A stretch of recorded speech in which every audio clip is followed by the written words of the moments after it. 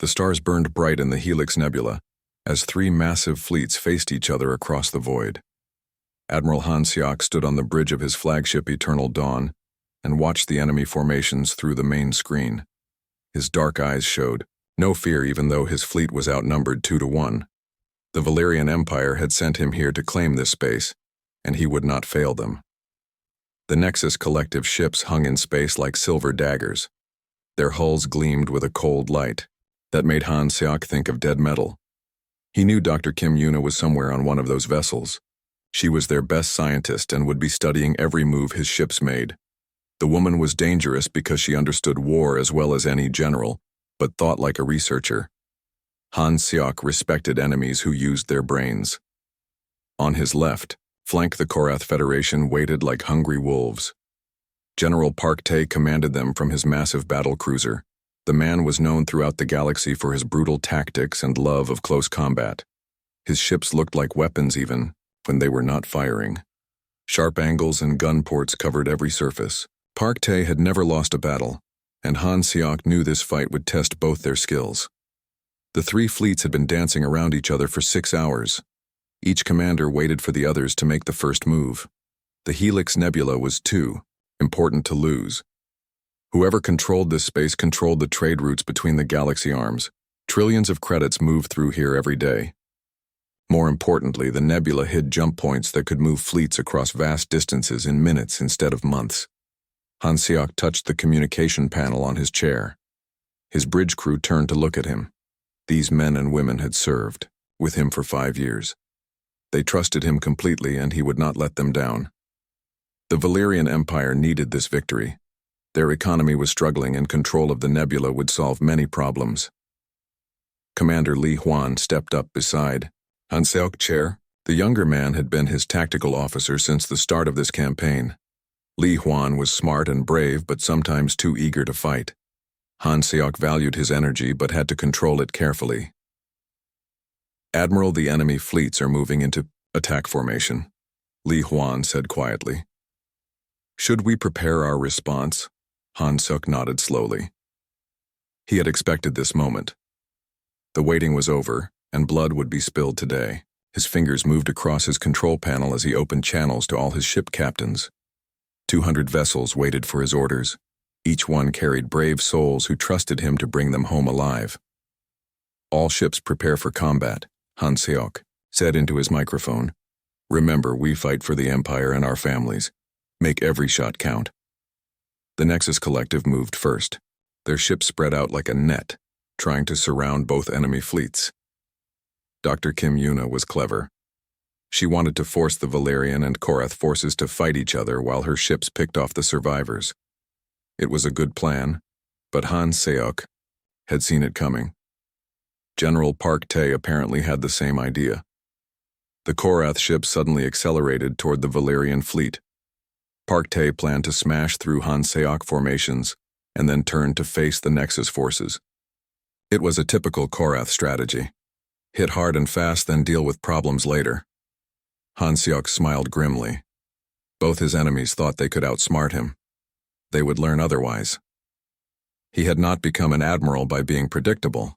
His fingers danced over the control panel as he sent coded orders to his ship captains. The Valerian fleet began to move in a pattern that looked random but was carefully planned. The first shots rang out as Korath missiles streaked toward Valerian shields. Explosions lit up the darkness between stars as energy weapons followed. The missiles. Han Siok felt his flagship shake as enemy fire found its mark. Damage reports flowed across his screens, but Eternal Dawn was built to take punishment. Return fire, Han Siok ordered. Target their heavy cruisers first. Blue beams lanced out from Valerian weapons. The Korath ships had strong armor, but Valerian energy technology was the best in the galaxy. Several enemy vessels exploded in brilliant flashes that hurt to look at directly. Han Siok allowed himself a moment of satisfaction before focusing on the bigger picture.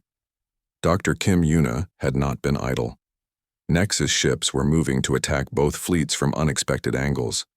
Her vessels used advanced stealth technology that made them hard to track on sensors. Han Siok ordered his detection officers to sweep constantly for hidden enemies. The woman was too smart to miss an opportunity like this. the space around the nebula filled with fire and death. Ships on all sides took heavy damage as the three-way battle reached its peak intensity.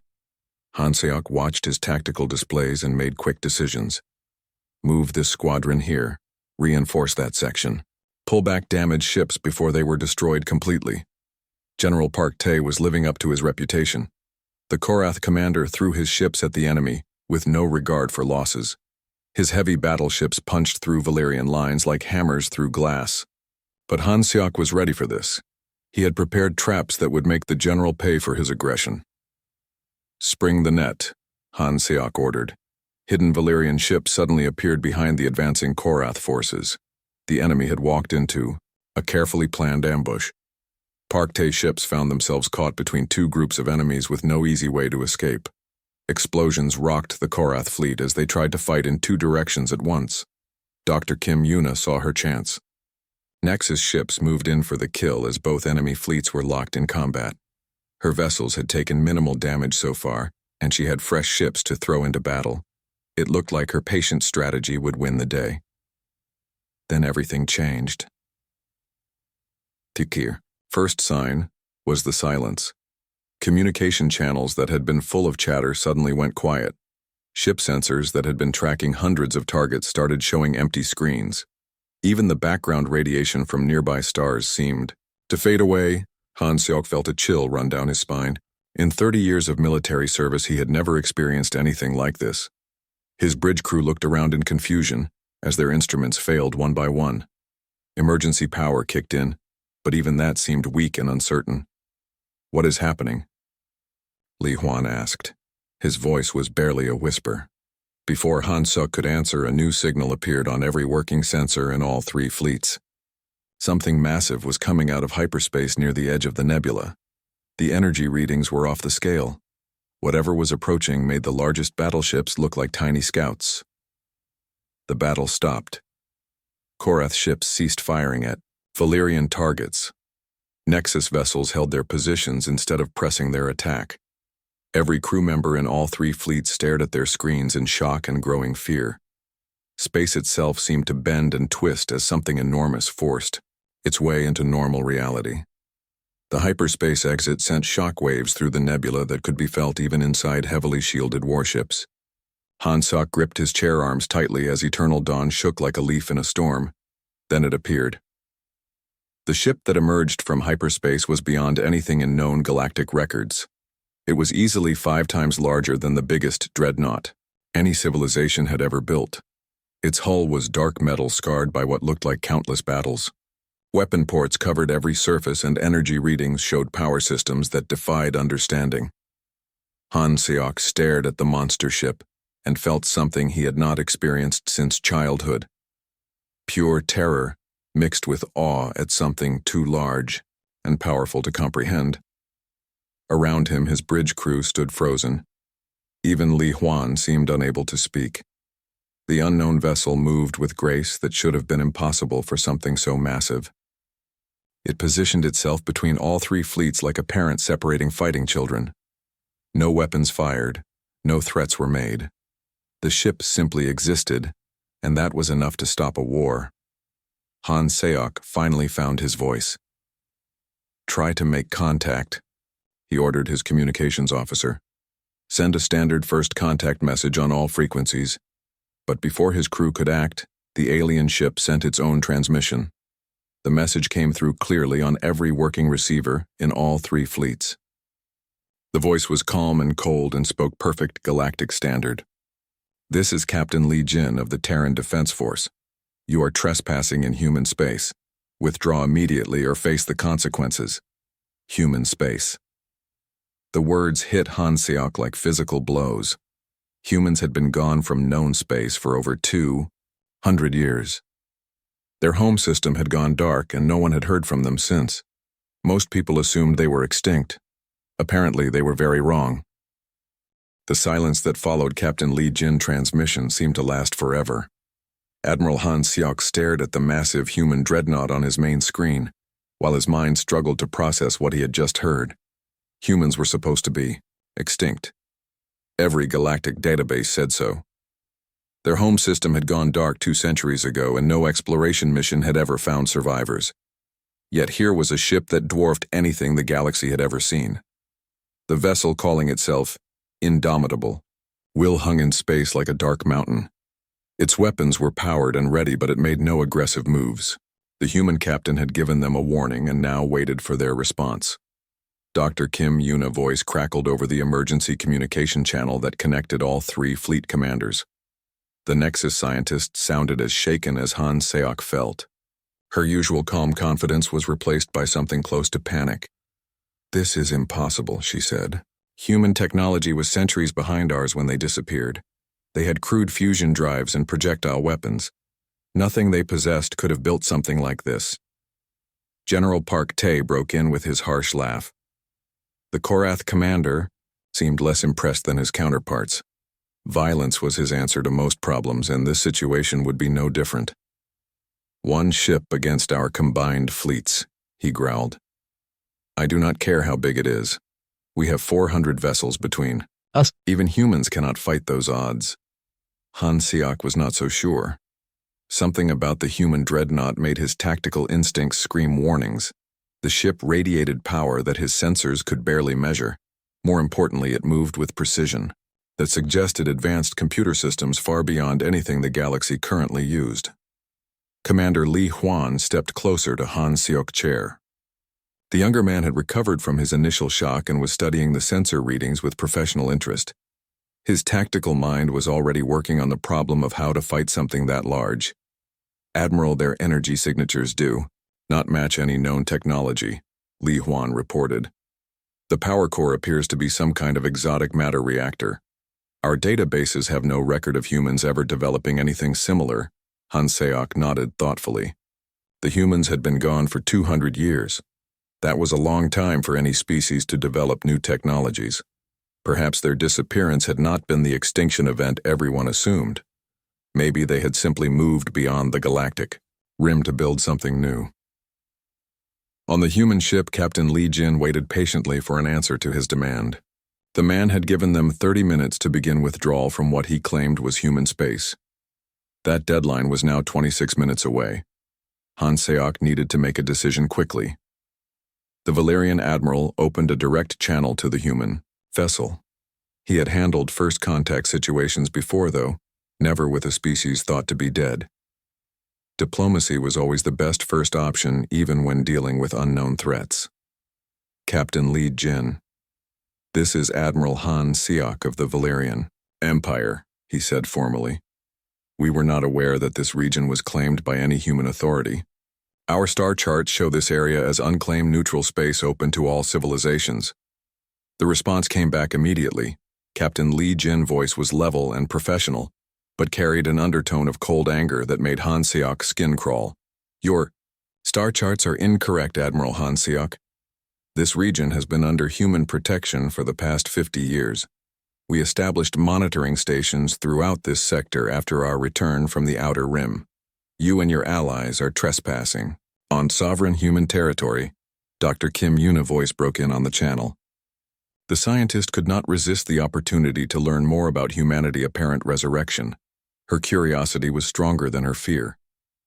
"Captain Li Jin, this is Dr. Kim Yuna of the Nexus Collective. Our records indicate that human civilization disappeared approximately 200 years ago when your home system went dark. How is it possible that you have returned with such advanced technology?" There was a pause before Li Jin answered. When he spoke, his voice had grown even colder. "Dr. Kim Yuna, your records are incomplete.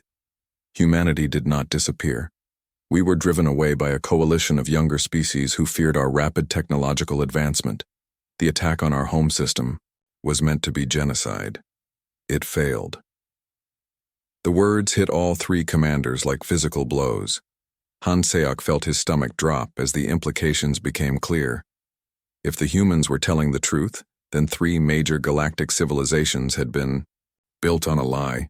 The official histories taught that humanity had simply vanished due to some unknown catastrophe. General Park Tae reacted with typical Korath aggression. The warrior culture believed that might made right and saw no shame in conquering weaker species. His voice boomed across the communication channel. Even if that is true, it changes nothing, he declared. The strong rule and the weak serve. If humanity was driven away, then you were not strong enough to hold your territory. We owe you nothing, Captain Lee. Jin's response came swift and sharp. General Park Tae, your species was one of the 3 that led the coalition against us. We have not forgotten. Your people helped murder billions of human civilians. That debt will be paid. The human captain paused to let those words sink in. When he continued, his voice carried the weight of centuries of anger and planning. You have 22 minutes to begin withdrawal. This is your final warning. Han Seok's mind raced as he tried to process everything he had learned. If the humans were telling the truth, then the Valerian Empire was built partially on the bones of human civilization. The official histories would have to be rewritten. More immediately, he had to decide whether to fight or flee. Commander Lee. Juan was studying the tactical situation on his displays. The young officer had been running combat simulations since the human ship appeared. His results were not encouraging. Admiral, I have analyzed their vessel capabilities based on sensor data, he reported quietly. The ship mass exceeds our largest dreadnoughts by a factor of 8. Power output is off our measurement scale. If they have weapons to match that power level, our combined fleets would be in serious danger. Dr. Kim Yuna had apparently been running her own analysis. The Nexus scientist voice came over the channel, sounding deeply troubled. I have been reviewing historical archives, she said.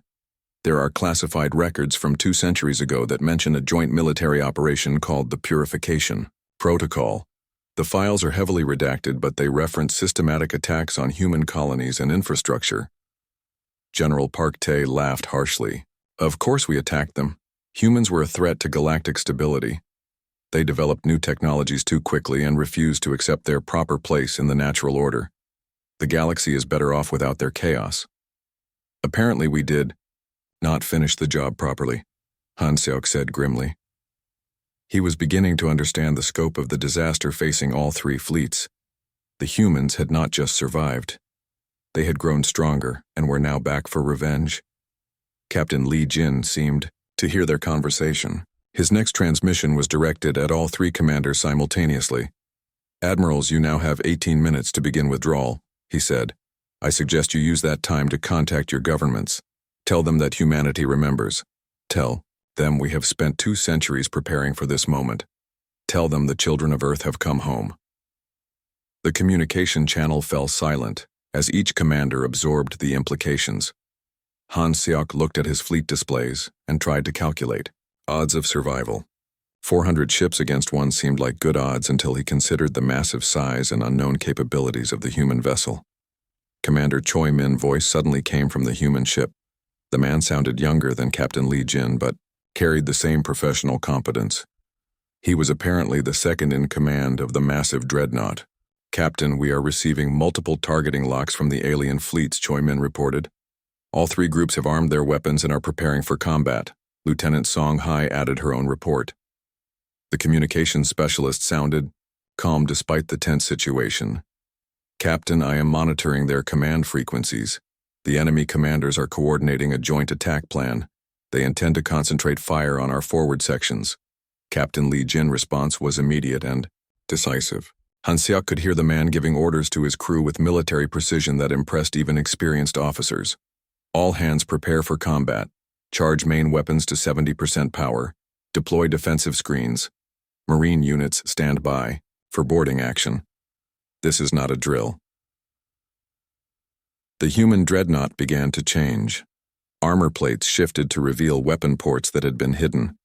Energy readings spiked as unknown systems came online. The massive ship somehow managed to look even more dangerous than before.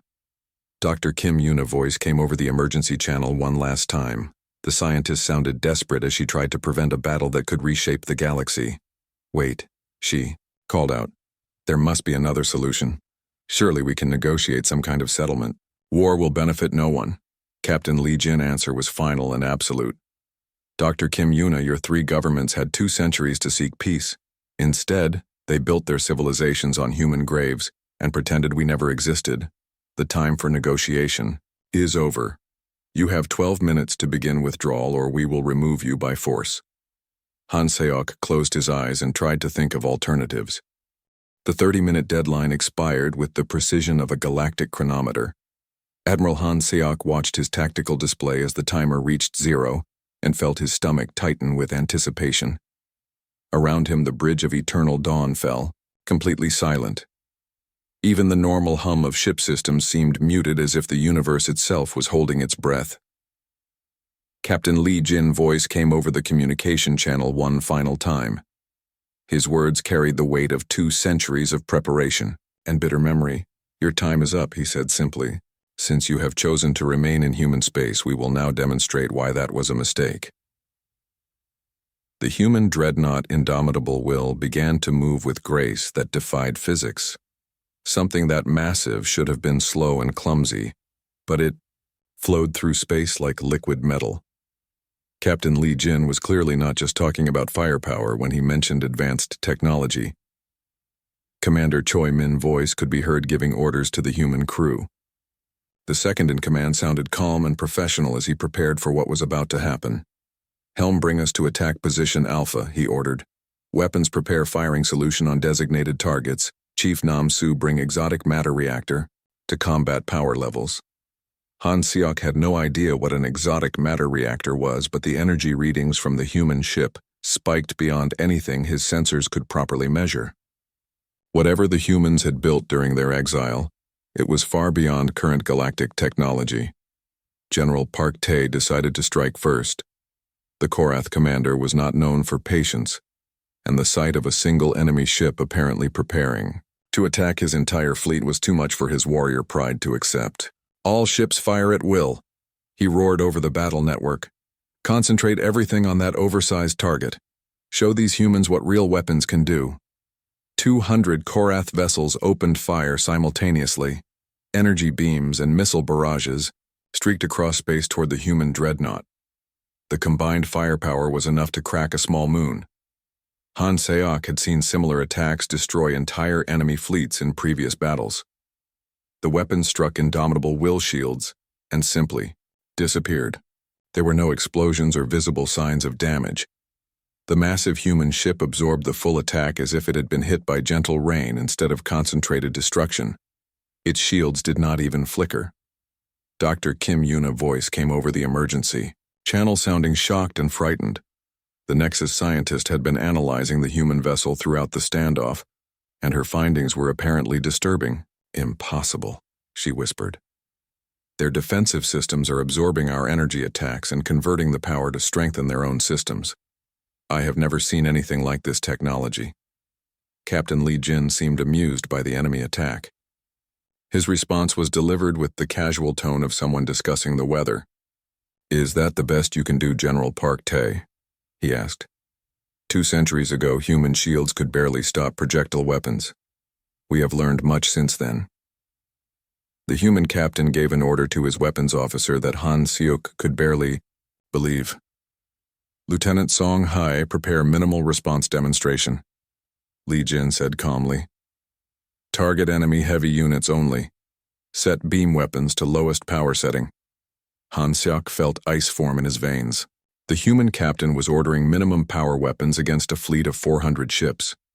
Either he was completely insane, or humanity had developed weapons that made current galactic technology look like stone tools. The answer came quickly. Indomitable Will primary weapons activated with a sound that seemed to echo through space itself. Blue-white beams lanced out from the massive dreadnought toward the Korath fleet. The energy discharge was so bright that bridge screens automatically dimmed to protect crew vision. The first beam struck General Park Tae flagship directly amidships. Han Seok expected to see the usual explosion and debris field that followed, a successful hit on enemy armor. Instead, something far worse happened. The beam simply passed through the Korath battleship as if the armor and shields were not there. The massive warship split cleanly in half with mechanical precision. But the EOM weapon did not stop there. The beam continued through space and struck 2 more Korath vessels behind the first target. Those ships also split apart with surgical accuracy. 3 of the largest warships in the Korath fleet had been destroyed by a single shot from minimum power human weapons. General Park Tay survived because he had been on the bridge section that remained intact after his ship was cut in half. His voice came over the emergency channel, sounding stunned and disbelieving. "What kind of weapons are those?" he gasped. "My shields were at full power. Our armor is the strongest in the galaxy," Captain Li Jin answered with the patience of a teacher explaining basic concepts to a slow student. "Those are standard human naval particle beams, General," he said. "We discovered how to make energy ignore molecular bonds about 150 years ago. Your shields and armor might as well be made of paper." The human ship fired again. This time multiple beams struck different targets throughout all three fleets. Valerian battlecruisers came apart like toys. Nexus heavy destroyers simply ceased to exist as the exotic energy weapons struck them. In less than 2 minutes, over 30 major warships had been reduced to scrap metal and expanding gas clouds. Commander Li Huan stared at his tactical display, in horror. The young officer had run countless battle simulations, but none had prepared him for watching advanced spacecraft being dismantled, like children building blocks. "Admiral, their weapons are not following any known physics," he reported, in a shaking voice. "The energy beams are passing through solid matter and disrupting atomic bonds. I do not understand how this is possible." Han Seok was beginning to realize the true scope of humanity technological advancement. 2 centuries of isolation had not made them extinct. Instead, it had given them time to develop weapons and defenses that made them effectively invulnerable to current galactic military forces. Dr. Kim Yuna was apparently reaching the same conclusion.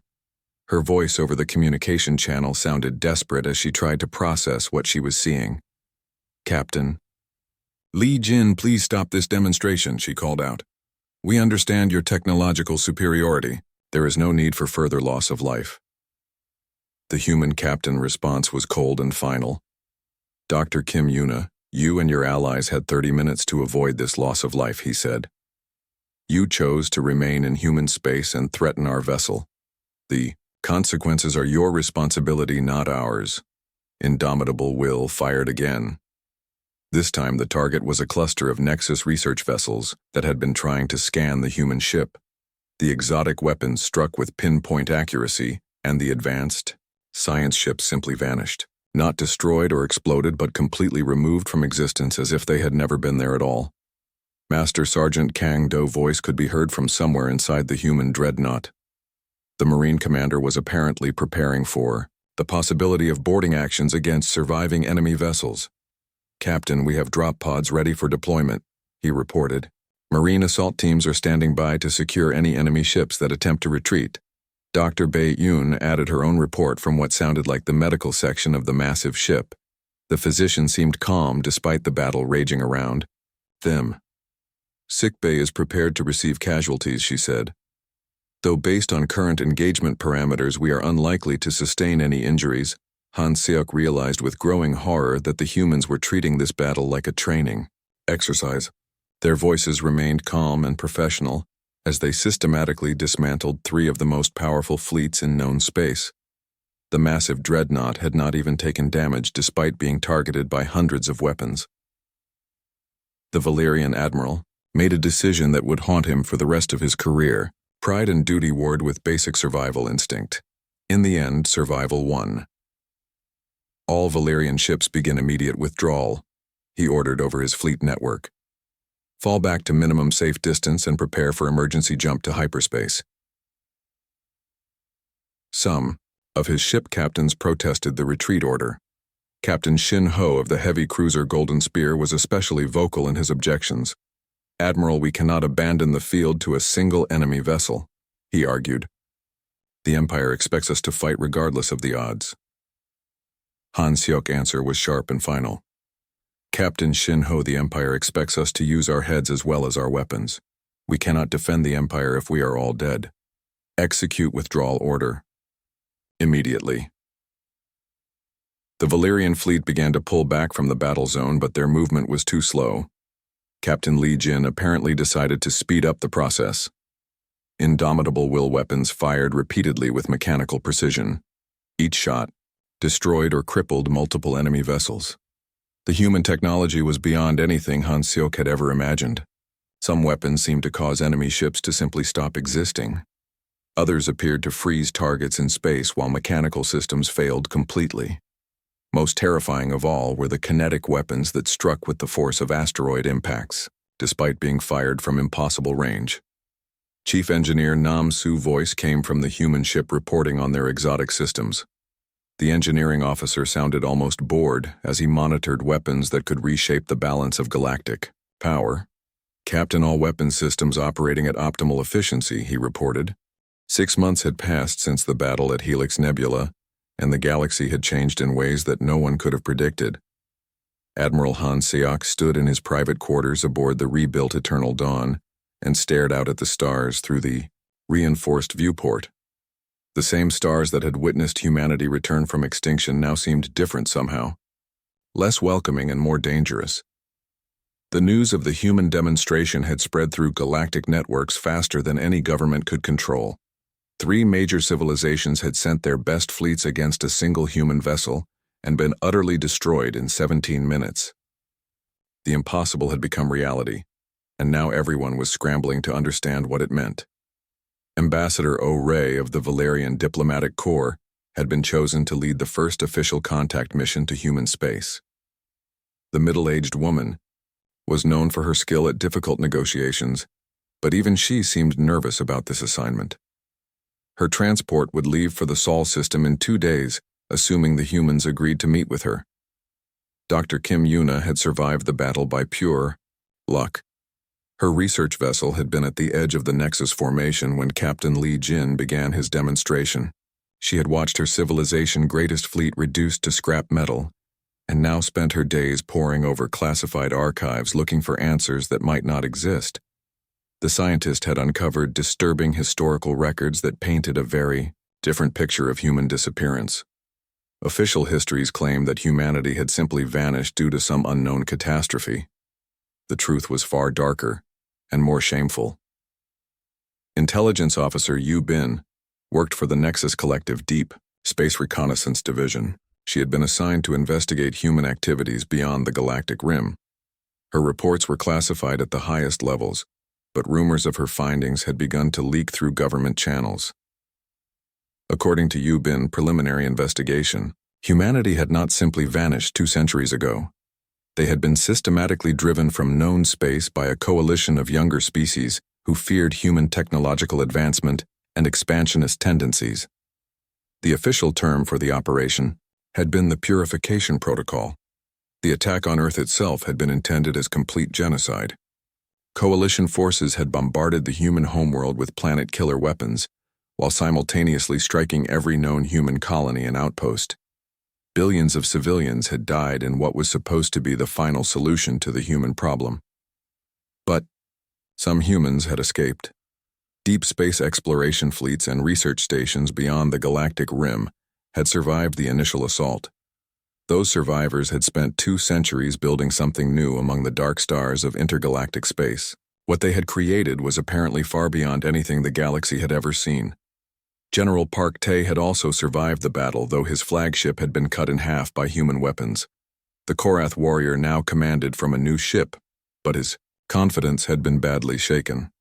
He had never lost a battle before encountering Captain Li Jin, and the experience had changed him.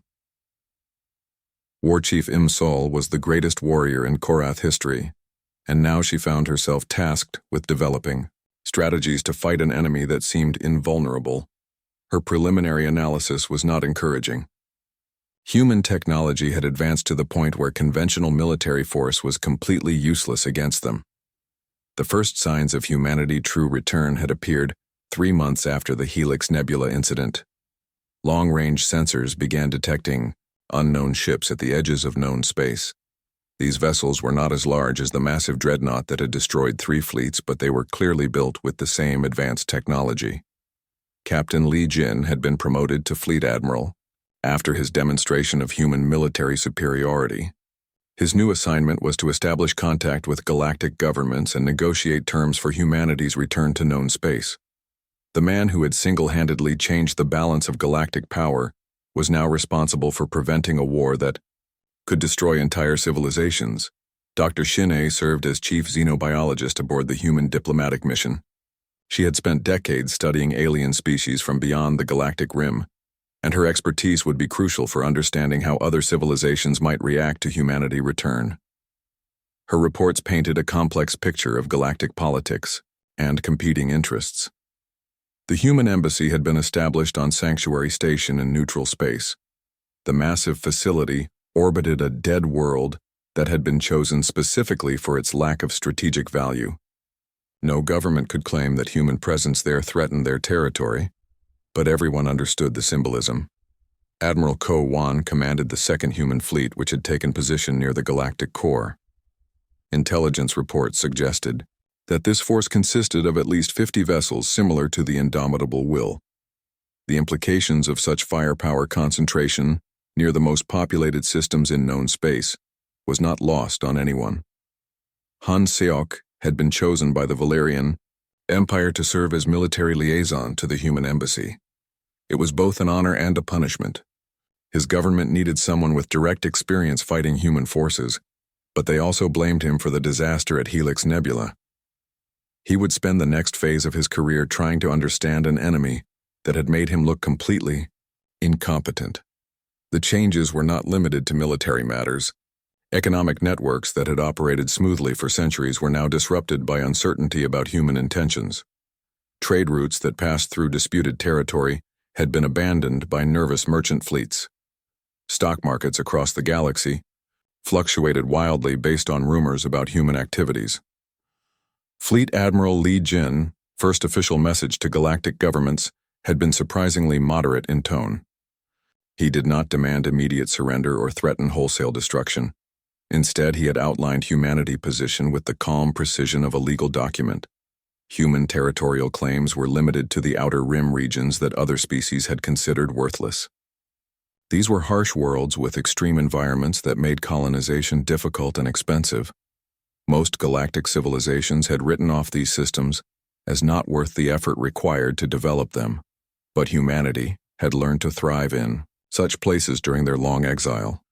What other species saw as frozen wastelands or radiation-soaked death traps, humans viewed as potential homes that could be transformed through advanced technology. They were not asking for the garden worlds that everyone else wanted. The price for this relatively modest territorial settlement was acknowledgement of what had been done to humanity 2 centuries ago. The 3 coalition governments would need to admit publicly that they had attempted genocide against human civilization. There would also need to be reparations paid to compensate for the trillions of human lives that had been lost. Dr. Kim Yuna had been chosen to represent the Nexus Collective in negotiations with human representatives. She was one of the few people who had witnessed human military capabilities firsthand and survived to report on them. Her scientific background also made her valuable for understanding the technological gap between human and galactic civilizations. The Korath Federation response had been predictably aggressive. War Chief Imsal argued that strength gave humanity the right to claim whatever territory they wanted, but weakness 2 centuries ago had made their losses acceptable under galactic law. The warrior culture respected power but saw no shame in conquering inferior opponents. This attitude had apparently not impressed Fleet Admiral Li Jin. His response to Korath diplomatic overtures had been delivered with ice-cold precision that left no room for misunderstanding. War Chief Imsal, your people helped murder billions of human civilians, including women and children, who posed no threat to anyone, he had said during their first communication. You celebrated the destruction of our homeworld and built monuments to commemorate your victory over defenseless families. Do not speak to me of honor or acceptable losses. The human fleet admiral had paused to let his words sink in before continuing. Your federation exists today only because we choose to allow it. That choice can be reconsidered at any time based on your future actions. I suggest you remember that when making policy decisions, Ambassador O'Ray had fared somewhat better in her preliminary contacts with human representatives. The Valerian Empire had played a smaller role in the original coalition, and their current government had not been directly involved in the purification protocol. There was room for negotiation if both sides approached the situation carefully. But even the most optimistic diplomatic projections suggested that major changes were coming to galactic civilization. Humanity had returned from extinction with technology and capabilities that made them the dominant military force in known space. How they chose to use that power would determine whether the next century brought peace or destruction on an unimaginable scale. Intelligence Officer Yu Bin's latest report had revealed the most disturbing information yet discovered about human activities during their exile. Long-range reconnaissance had detected massive construction projects in the space between galaxies. Artificial habitats that dwarfed anything ever built by galactic civilizations were apparently home to billions of humans who had never known defeat or submission. The humans who had returned to known space represented only a small fraction of their total population. The Great Hall of the Galactic Council had never hosted a meeting like this one. Representatives from every major civilization in known space gathered around the circular chamber while outside the windows, massive human warships held position, in perfect formation. Fleet Admiral Li Jin stood at the center podium not as a supplicant seeking permission, but as an equal demanding recognition. Admiral Han Siok took his place among the Valerian delegation and tried to process everything that had led to this moment. 1 year ago, he had commanded the finest fleet in the Empire and felt confident in his military superiority. Today, he served as a liaison officer, trying to prevent his civilization from being erased by weapons beyond his understanding. The human fleet admiral looked exactly as Han Siok remembered from their first encounter at Helix Nebula. Calm professional. Bearing that masked incredible determination and barely controlled anger, Li Jin wore a simple black uniform without decoration, but every person in the chamber knew he commanded enough firepower to crack planets. Dr. Shin Ai stood beside the human delegation as their chief xenobiologist and cultural expert. She had spent months studying galactic civilizations and preparing detailed reports on how each species might react to humanity's demands. Her recommendations would help shape the terms that would either bring peace or unleash destruction on a scale never before seen. Dr. Kim Yuna represented the Nexus collective scientific community. She had been chosen specifically because she understood both the technological gap between human and galactic capabilities and the historical context that had created the current situation. Her research into the purification protocol had uncovered evidence that would be crucial for the negotiations. War Chief Im Sol sat with the Korath delegation looking uncomfortable in the formal diplomatic setting. The greatest warrior in her species history had been forced to admit that military might was no longer the ultimate arbiter of galactic politics. Human technology had made traditional warfare obsolete, and warriors like herself increasingly irrelevant. General Park Tae had not been invited to attend the council session. His aggressive response to the human demonstration at Helix Nebula had marked him as a liability in delicate negotiations. The Korath Federation needed voices of reason, not hotheads who might provoke a species capable of destroying entire star systems. Ambassador O'Ray led the Valerian diplomatic team with her usual skill and professionalism. She had spent 6 months in preliminary negotiations with human representatives and understood better than most what humanity was prepared to accept. The terms were not as harsh as many had feared, but they were completely non-negotiable. Admiral Ko Wan commanded the Second Human Fleet, which remained positioned near the galactic core as a reminder of human military capabilities. Intelligence. Reports suggested his force included over 100 vessels, each capable of single-handedly destroying traditional battle fleets. The message was clear, even if it remained unspoken. Fleet Admiral Li Jin began his presentation to the Galactic Council with words that would be remembered throughout galactic history. His voice carried clearly through the Great Hall as he outlined humanity's position with surgical precision. Honorable delegates, 200 years ago, your predecessors made a decision that shaped the course of galactic civilization, he said calmly. They determined that humanity posed a threat to their vision of proper galactic order. They organized a coalition to eliminate that threat through systematic genocide. The hall fell completely silent as Li Jin continued. Even species that had not been directly involved in the purification protocol understood that they were witnessing a reckoning 2 centuries in the making. The attack on our homeworld killed 8 billion human civilians, he stated. Colony strikes.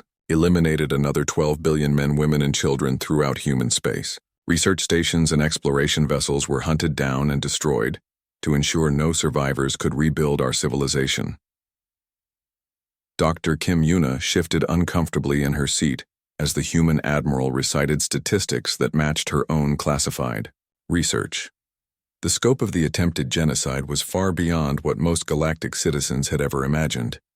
Official histories had painted human disappearance as a mysterious tragedy, not a deliberate act of mass murder. Your coalition believed that humanity had been completely exterminated, Li Jin continued. You divided our territory among yourselves and built monuments celebrating your victory over our defenseless families.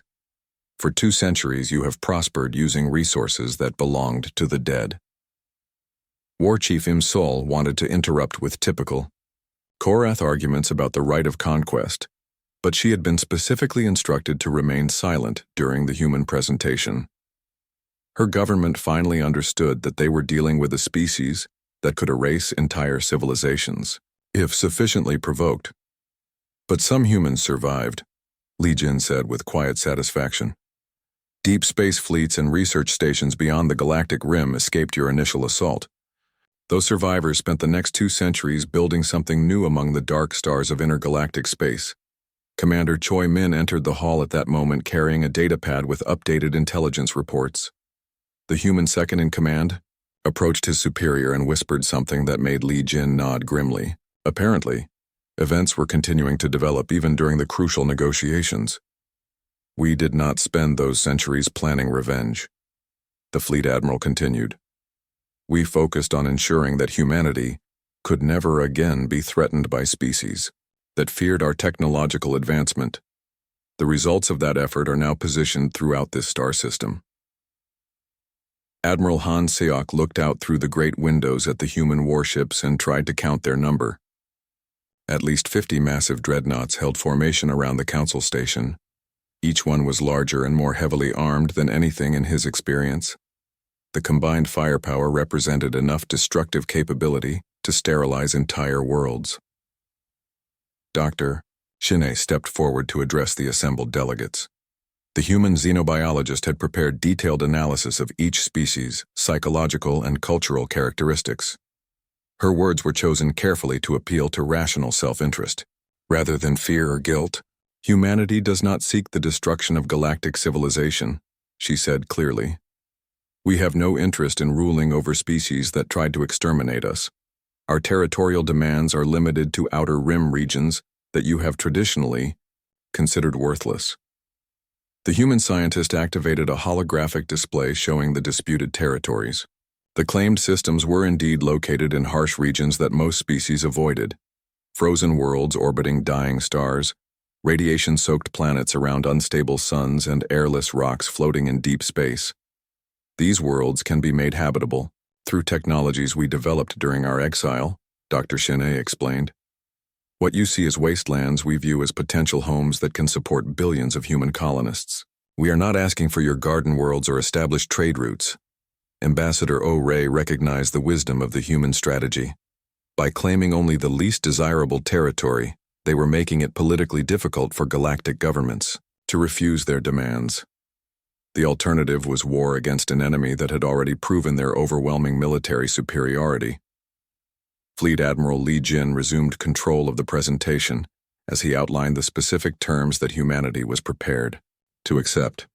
His voice remained calm and professional, but every delegate understood that these conditions were not subject to negotiation or compromise. The 3 coalition species will publicly acknowledge their role in attempting human genocide, he stated. Official histories will be corrected to reflect the true nature of the purification protocol.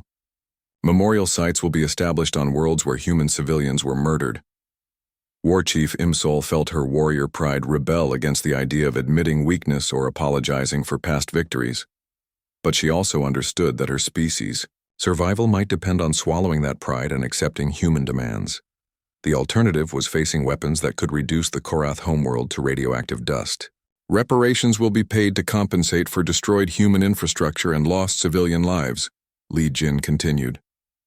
The amount will be calculated based on economic models that account for 2 centuries of lost development and population growth, Dr.